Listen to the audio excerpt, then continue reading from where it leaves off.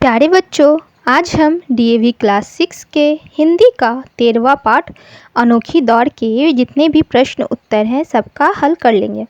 बच्चों, मैं आपको अनोखी दौड़ पाठ पहले ही पढ़ा चुकी हूँ। अगर आप नहीं पढ़े हैं तो प्लेलिस्ट में जाके आप इस पाठ का वीडियो देख सकते हैं। उसमें मैंने आपको इस पाठ को बहुत ही अच्छे से समझाने की कोशिश की है। ठीक है बच्चों, तो चलिए शुरू करते हैं आज का प्रश्न उत्तर। पहला प्रश्न है, सिद्धार्थ अपने माता पिता के साथ कहाँ गया और क्यों? तो आप लोग को पता है ना कि सिद्धार्थ अपने माता पिता के साथ कहाँ गया था? अपनी छोटी बहन के विद्यालय गया था, क्योंकि वहाँ खेल दिवस मनाया जाता है। बच्चों, आप लोग मुझे कमेंट करके ज़रूर बताएंगे कि किस दिन और क्यों खेल दिवस हम लोग के भारतवर्ष में मनाया जाता है। दूसरा है, कौन सा दृश्य सबसे अधिक रोमांचित करने वाला था? कहाँ का दृश्य बच्चों? जिस दिन खेल प्रतियोगिता की गई थी, खेल दिवस मनाया जा रहा था, उस दिन सिद्धार्थ को सबसे ज़्यादा कौन सा दृश्य रोमांचित किया था? ठीक है बच्चों। रोमांचित मतलब मैं पहले भी आपको बता चुकी हूँ, जिसको देख के अंदर से बहुत ज़्यादा खुशी होती है उसे हम लोग रोमांचित कहते हैं। और दृश्य मतलब बच्चों सीन होता है, मतलब कौन सा सीन देख के, कौन सा चीज़ को देख के जो सिद्धार्थ था वो अंदर से बहुत ही ज़्यादा रोमांचित हो गया था। तो इसका उत्तर होगा बच्चों, दृष्टिबाधित बच्चों की दौड़ प्रतियोगिता तथा उनका इन खेलों में पूरे उत्साह के साथ भाग लेना सबसे अधिक रोमांचित करने वाला था। ठीक है बच्चों। जब सिद्धार्थ क्या देखा कि जब खेल प्रतियोगिताएं हो रही हैं तो उसमें जो जितने भी दृष्टिबाधित हैं या जितने भी विशेष योग्यताएं वाले बच्चे हैं उनके लिए कुछ अलग से खेल का भी आयोजन किया गया था, ताकि उन बच्चों को भी किसी तरह का कोई भी बुरा ना लगे। इसलिए उस विद्यालय में विशेष क्षमता रखने वाले बच्चों के लिए भी कुछ प्रतियोगिताएं रखी गई थी। पर जो सिद्धार्थ था उसको सबसे ज़्यादा रोमांचित कौन सा दृश्य ने लगा कि जब जो थोड़े से दृष्टिबाधित बच्चे हैं वे एक दौड़ प्रतियोगिता में भाग ले रहे हैं, और उसके साथ साथ उनमें क्या है, उस दौड़ प्रतियोगिता को में भाग लेने का बहुत ही ज़्यादा उत्साह है। मतलब उस प्रतियोगिता में वो भाग लेके बहुत ही ज़्यादा खुश हो रहे थे। ये सीन जब सिद्धार्थ देखा तो उसको कैसा लगा, वो अंदर से ही रोमांचित हो उठा। तीसरा प्रश्न है बच्चों, अंतर्राष्ट्रीय स्तर पर पैरालंपिक खेलों का आयोजन कैसे होता है? पैरालंपिक खेल आपको पता है ना बच्चों, ये खेल ऐसे बच्चों के लिए होता है जो लोग विशेष योग्यता रखते हैं, मतलब जो जिनका कोई भी एक अंग ठीक से काम नहीं करता, उसे हम लोग विशेष योग्यता रखने वाले बच्चे कहते हैं। और बच्चों, अंतर्राष्ट्रीय स्तर का मतलब है जो खेल या जो समारोह पूरे विश्व में आयोजित किया जाता है या पूरे विश्व के लोग उस आयोजन में भाग लेते हैं, उसे हम अंतर्राष्ट्रीय स्तर पे कहते हैं। तो बच्चों, इसका उत्तर होगा, पैरालंपिक खेलों का आयोजन ओलंपिक के समान ही 4 वर्षों के अंतराल पे होता है। जिस वर्ष, जिस दिन, जिस देश में ओलंपिक खेल का आयोजन होता है, उसी वर्ष उस देश में पैरालंपिक खेलों का भी आयोजन किया जाता है। ठीक है बच्चों। ओलंपिक तो आप लोग को पता ही होगा, ओलंपिक जब ये समाप्त हुआ वो कैसा है, वो भी अंतर्राष्ट्रीय स्तर पे खेले जाने वाला एक गेम का समारोह है। उसमें बहुत से गेम खेले जाते हैं और पूरे विश्व से ऐसे खिलाड़ी उसमें भाग लेते हैं। ठीक ओलंपिक के बाद ही जहाँ पे ओलंपिक खेला जा रहा था उसी जगह पे उसके बाद पैरालंपिक खेलों का भी आयोजन किया जाता है। ठीक है बच्चों। चौथा प्रश्न है बच्चों, पैरालंपिक खेलों का आयोजन किन खिलाड़ियों के लिए होता है? मैंने आपको अभी बता दिया ना कि पैरालंपिक खेल का आयोजन किसके लिए होता है, ऐसे बच्चे या ऐसे लोग जो विशेष क्षमता रखते हैं। ठीक है, तो उत्तर कैसे लिखेंगे हम लोग, पैरालंपिक खेलों का आयोजन विश्व के अलग अलग देशों में विभिन्न क्षमता रखने वाले खिलाड़ियों के लिए होता है। ठीक है बच्चों। इसके बाद बच्चों 5 नंबर पे है, उचित उत्तर पे सही का निशान लगाएं। मतलब जो उत्तर आपको सही लग रहा है या जो उत्तर सही है उसके लिए हम पहले पाठ पढ़ना पड़ेगा, और जो उत्तर सही होगा उस पर हम लोग क्या करना है, सही का टिक करना है। ठीक है बच्चों। तो क नंबर पे दिया हुआ है, ओलंपिक खेलों का आयोजन कितने वर्षों के अंतराल पर होता है? अंतराल मतलब बच्चों होता है कि 2 गेम के बीच में कितने साल का अंतर रहता है। ठीक है, तो मैंने आपको अभी कुछ देर पहले ही क्वेश्चन का आंसर में बताया ना कि ये जो पैरा ओलंपिक या ओलंपिक होते हैं ये दोनों गेम 4 वर्षों के अंतराल पे किए जाते हैं। ठीक है। ख में है, यह पत्र पढ़कर कौन नवीन स्फूर्ति का अनुभव करेगा? मित्र, बच्चे, खिलाड़ी या माता पिता? आप बताइए कि जो ये लेटर है कौन किसको लिख रहा है? मित्र को लिखा जा रहा है ना, तो ये लेटर पढ़ के कौन नवीन स्फूर्ति का अनुभव करेगा? मित्र। मित्र मतलब बच्चों दोस्त होता है। बच्चों उसके बाद 6 नंबर में दिया गया है कि नीचे दिए गए रिक्त स्थानों को भरिए। मतलब जो खाली स्थान दिया गया है उसको पाठ से सही उत्तर ढूंढ ढूंढ के भरना है। ठीक है, वैसे तो मैं भर दी हूँ, तो आप लेकिन इसको अच्छे से पढ़ लीजिएगा ताकि आपको ये चीज़ अच्छे से याद हो जाए। क में दिया हुआ है, जब बच्चे अपने मित्र को डैश कर रहे थे। सब बच्चे क्या कर रहे थे? अपने मित्र को बच्चों प्रोत्साहित कर रहे थे ताकि वो क्या करे, गेम में बहुत ही बढ़ चढ़ के भाग ले। ख में दिया हुआ है, यह नज़ारा देखकर मैं डैश हो उठा। क्या हो गया था बच्चों? वो नज़ारा को देख के सिद्धार्थ आनंदित हो गया था, मतलब उसको बहुत ज़्यादा खुशी हो रहा था। ग में दिया हुआ है, मेरे मन में अनेक डैश उत्पन्न हो गई। वो सब जो चीज़ वो देखा था विद्यालय में जाके, तो उसके अंदर क्या उत्पन्न हो गई थी बच्चों? सिद्धार्थ के अंदर जिज्ञासाएं। जिज्ञासाएं मतलब होता है अंदर, जो आपके अंदर कोई चीज़ को देख के बहुत सारे जो क्वेश्चन उठते रहते हैं, जो प्रश्न उठते रहते हैं, उसी को जानने की इच्छा को क्या कहते हैं? जिज्ञासाएं। घ में है, उन बच्चों में भी बहुत सी क्या थी बच्चों?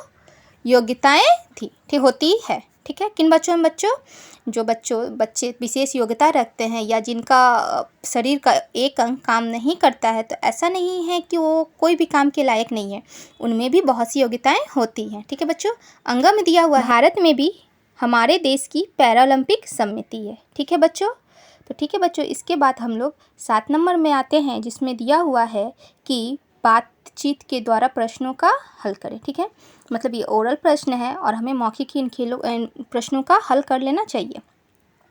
1 में दिया हुआ है, आपको कौन कौन से खेल पसंद है बताइए। आप तो अभी बच्चे हैं, आप तो बहुत सारे खेल खेलते होंगे। कोई खेल आपको खेलने में मज़ा आता होगा, कोई खेल खेलने में मज़ा नहीं आता होगा, पर कुछ खेल ऐसे होंगे कि आप हमेशा उसको खेलना चाहते होंगे। ठीक है, तो आप वैसे गेम का नाम लिखेंगे जो आपको खेलने में बहुत ही ज़्यादा मज़ा आता है। जैसे कि अगर मैं बच्ची थी तो मुझे कौन कौन से खेल पसंद थे बच्चों?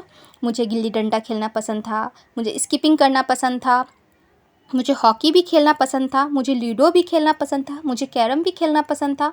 तो ये सारे खेल मुझे पसंद थे, क्योंकि एक मैं लड़की हूँ। लेकिन जो लोग लड़के होते हैं या जो लड़के होते हैं, उनको कैसे गेम पसंद होते हैं बच्चों? वो लोग क्रिकेट खेलना पसंद करते हैं, बैडमिंटन खेलना पसंद करते हैं, टेनिस खेलना पसंद करते हैं। ये सब खेल है जो विशेषकर लड़के खेलते हैं। बच्चों दूसरा प्रश्न है, भिन्न योग्यता वाले बच्चों के लिए आप कौन कौन से खेल का आयोजन करेंगे? खेल के नियम भी बताइए। मतलब मैंने बताया ना, जो विशेष योग्यता रखते हैं या जो भिन्न योग्यता रखते हैं, ऐसे बच्चों के लिए आप अपने दिमाग से कौन से खेल का आयोजन करेंगे। ठीक है, तो वो चीज़ आपको बताना है, तो ये तो आपके ऊपर है। लेकिन आप जिस भी खेल का आयोजन करेंगे, जिस बच्चों के लिए आयोजन करेंगे, आप देखेंगे कि उसमें कौन सी कमियां हैं, उसी के अनुसार आप उस खेल का आयोजन करेंगे। और नियम भी ऐसा ही बनाएंगे ताकि उन बच्चों के लिए कुछ सुविधा हो।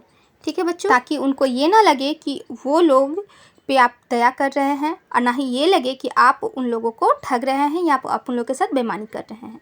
तो उनकी जो जितनी भी योग्यता है उसी के अनुसार आप खेल का आयोजन करिएगा और नियम भी उन्हीं के पक्ष में बनाइएगा।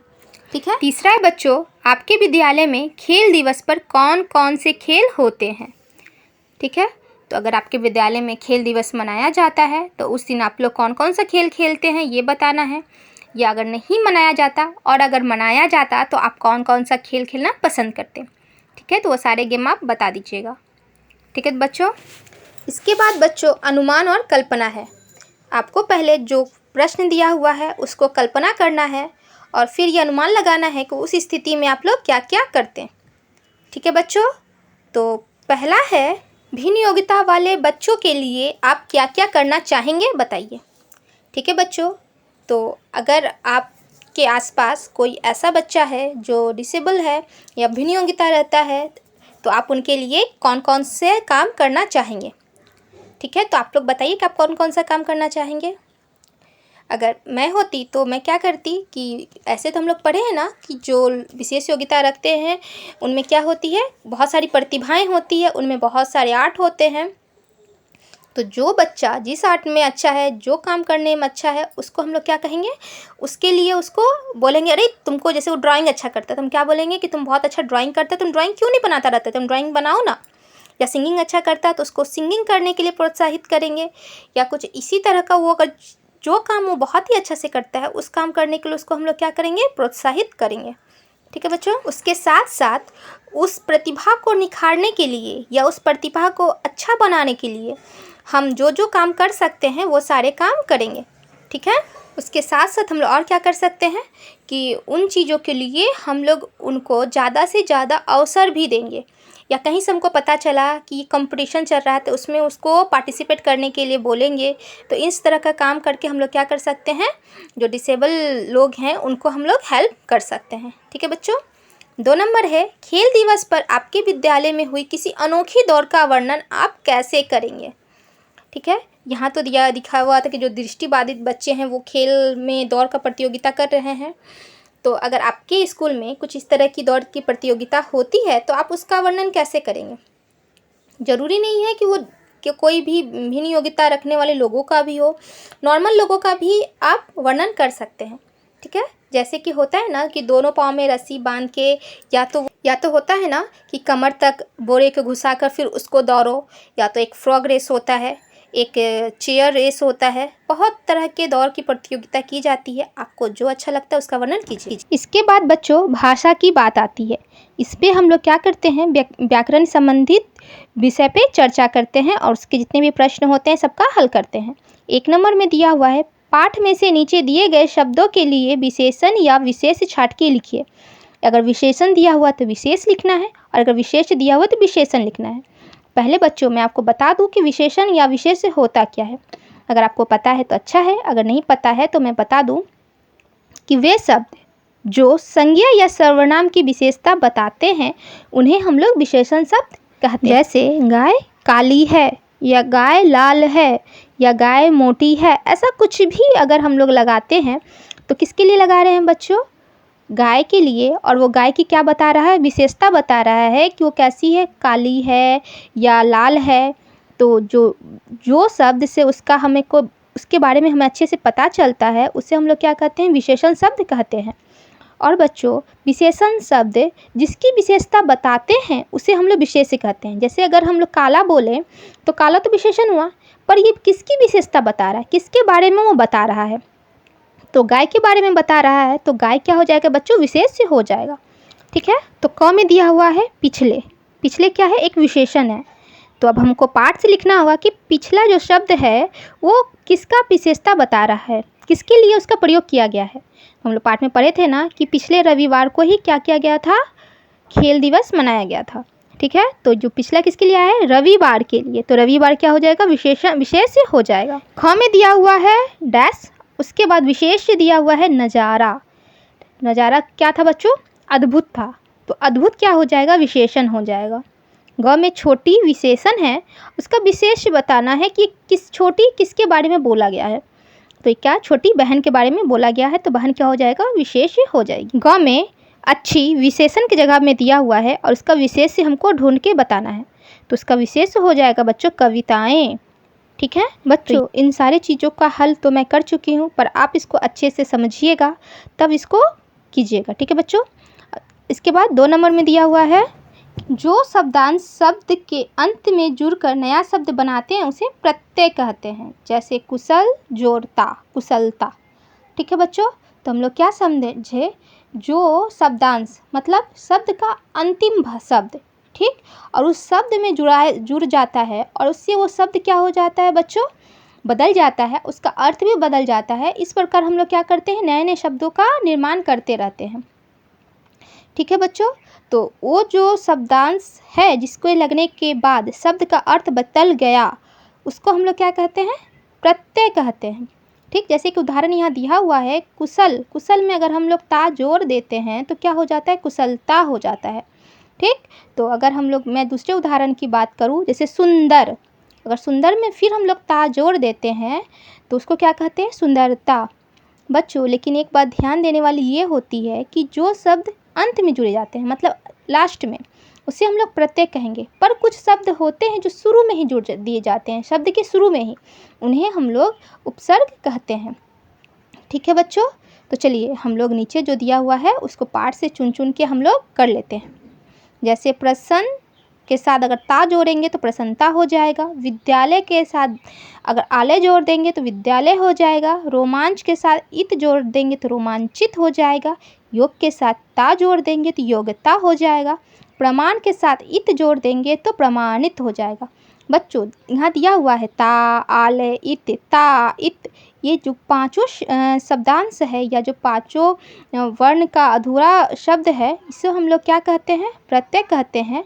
इसका अपने आप में कोई शब्द नहीं होता है, मतलब कोई अर्थ नहीं होता है, पर अगर इसे हम लोग शब्द के लास्ट में जोड़ दें तो नया शब्द बन जाता है। प्यारे बच्चों, आप मुझे ज़रूर बताइएगा कि यह वीडियो आपको कैसा लगा। अगर आप चाहते हैं मैं इसी तरह के वीडियो बनाती रहूं और आपके लिए लाती रहूं, तो आपको मेरे चैनल को सब्सक्राइब करना है और मेरे वीडियो को ज़्यादा से ज़्यादा शेयर करना है, ताकि इससे ज़्यादा से ज़्यादा बच्चे नई नई चीज़ों को सीख सकें। और मेरे वीडियो को लाइक करना बिल्कुल ना भूलें। आज के लिए इतना ही। Thank you.